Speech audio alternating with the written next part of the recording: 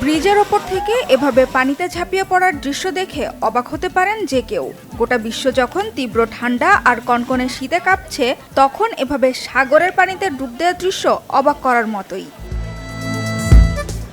মজার ব্যাপার হলো, গোটা বিশ্ব শীতে কাঁপলেও সেখানে প্রচণ্ড গরম। তাপমাত্রা এখন সর্বোচ্চ 44 ডিগ্রি সেলসিয়াস।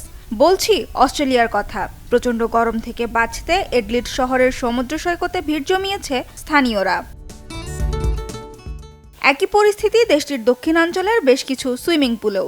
সাঁতারে ডুবেছে গোটা পরিবার। বিশ্বের বেশিরভাগ দেশে এখন শীতকাল হলেও পৃথিবীর দক্ষিণ গোলার্ধের এই দেশটিতে গেল 6 বছরের মধ্যে সবচেয়ে ভয়াবহ তাপপ্রবাহ বইছে। পরিস্থিতি এতটাই নাজুক যে দক্ষিণ অস্ট্রেলিয়ায় রীতিমতো দেখা দিয়েছে দাবানলের ঝুঁকি। দেশটির আবহাওয়া ব্যুরো বাসিন্দাদের জরুরি প্রয়োজন ছাড়া বাইরে না যাওয়ার পরামর্শ দিয়েছে। তবে একেবারেই ভিন্ন চিত্র চেক রিপাবলিকে। দেশটির ভলতাভা নদীর বরফ শীতল পানিতে সাঁতার কাটতে দেখা যায় চেক রিপাবলিকান ও বুলগেরিয়ান সাঁতারুদের। তবে গরমের জন্য নয়, উৎসবের রীতি মেনে। খ্রিস্টীয় শীতকালীন উৎসব এপিফ্যানি উদযাপন করতে -5 ডিগ্রি সেলসিয়াস তাপমাত্রায় সুইমিং কস্টিউম পরে পানিতে নেমে পড়েছে তারা।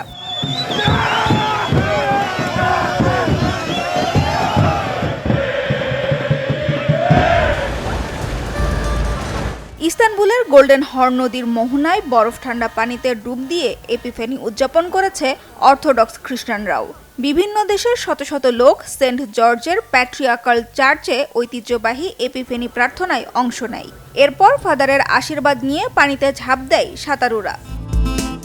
শীতে বিপর্যয়কর পরিস্থিতি উত্তর পশ্চিম ইউরোপে। সপ্তাহখানেক ধরে চলছে তুষারপাত। বরফের চাদরে ঢেকে গেছে গোটা ফ্রান্স। রাজধানী প্যারিসের আইফেল টাওয়ারের মতো জনপ্রিয় পর্যটক স্থানসহ আবাসিক ভবন, রাস্তাঘাট সবখানেই জমেছে সাদা বরফ। কোথাও কোথাও জমেছে কয়েক ইঞ্চি বরফের স্তূপ। ফ্রান্সের আবহাওয়া বিভাগ ঠান্ডা আবহাওয়ার জন্য হলুদ সতর্কতাও জারি করেছে। তীব্র ঠান্ডা আর তুষারপাতের কারণে ইউরোপের আরেক দেশ নেদারল্যান্ডসে শত শত ফ্লাইট বাতিল করা হয়েছে। স্থানীয় সময় মঙ্গলবার বৈরী আবহাওয়ার কারণে আমস্টারডামের 4 শতাধিক ফ্লাইট সহ নেদারল্যান্ডসের অভ্যন্তরীণ সকল ট্রেন চলাচলও বাতিল করা হয়। এদিকে চলতি বছর শীতের তীব্রতার সাথে পাল্লা দিয়ে বায়ু দূষণ বেড়েছে ভারতের রাজধানী নয়াদিল্লিতে।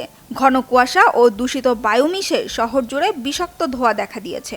এতে অ্যালার্জি ও ঠান্ডাজনিত নানান রোগে আক্রান্ত হচ্ছে রাজধানীবাসী। অবশ্য ইউরোপের বেশিরভাগ দেশে যখন বরফ পড়ছে, তখন টানা বৃষ্টিতে দক্ষিণ পূর্ব ইউরোপের এক দেশ কসোভোতে বন্যা দেখা দিয়েছে। একই চিত্র দক্ষিণ পূর্ব এশিয়ার দেশ ইন্দোনেশিয়াতেও। ভারী বৃষ্টি ও ঝোড়ো বাতাসে ক্ষতিগ্রস্ত হয়েছে শত শত বাড়িঘর ও সরকারি ভবন।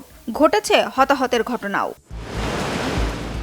সানজিদা ইসলাম তন্নি, বাংলা ভিশন নিউজ ডেস্ক।